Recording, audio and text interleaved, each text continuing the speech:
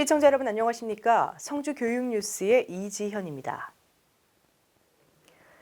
지난 12일 성주 전통시장을 찾는 방문객들에게 볼거리를 제공하고 문화가 있는 시장을 만들기 위한 성주 전통시장 고객감사 가을 축제가 성황리에 열렸습니다. 이날 행사는 전통시장을 들썩들썩하게 하는 각설이 타령을 시작으로 지역 주민과 고객, 상인이 함께하는 노래자랑, 그리고 가수들의 신나는 공연 순으로 이어졌고, 특히 상인회에서는 구매 고객들을 위한 상은 행사도 제공하며 재미를 더했습니다. 김성용 상인회장과 성주군 관계자는 이날 성주 전통시장을 찾아주셔서 감사드리며 앞으로도 성주 전통시장을 특성화 시장으로 발전시켜 즐거움을 드리는 곳이 되도록 노력하겠다고 다짐했습니다.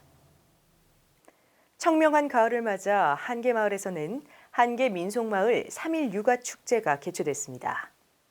지난 11일부터 13일까지 사흘간 관광객 및 지역 주민 약 2천여 명이 참석한 가운데 열린 한계민속마을 3일 육아 축제는 올해로 3회째를 맞았으며 한계마을만이 가지는 특별한 유무형 자산들을 아낌없이 활용해 다양한 볼거리 및 각종 체험 프로그램들을 선보였습니다.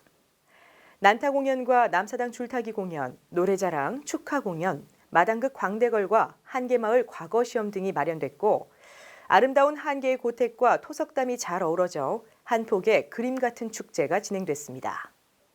대동초등학교는 지난 10일 모든 사람의 권리가 소중함을 깨닫고 장애인에 대한 선입견을 해소하기 위해 전교생을 대상으로 장애 이해 및 인권 교육을 실시했습니다.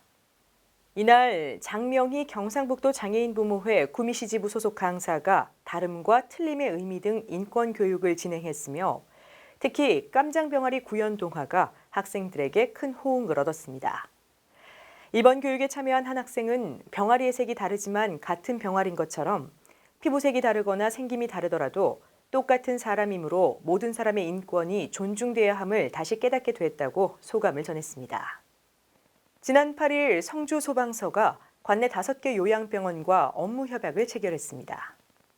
이번 협약은 재난사고 발생 시 신속한 대응 협력과 병원 간 적극적인 환자 수용에 상호 협력해 소중한 생명을 보호하기 위해 추진됐습니다.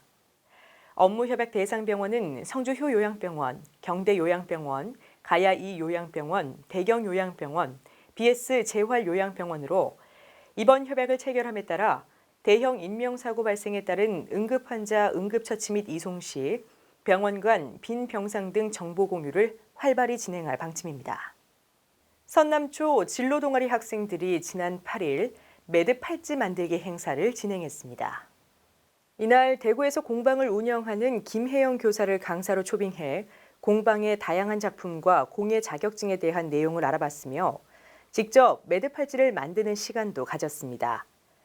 특히 학생들은 이번에 배운 매듭 팔찌를 직접 판매할 계획인 가운데 수익금은 불우이웃을 위해 기부할 예정입니다. 현재 전 세계적으로 홍역이 유행인 가운데 국내 환자 역시 늘어날 가능성이 높습니다.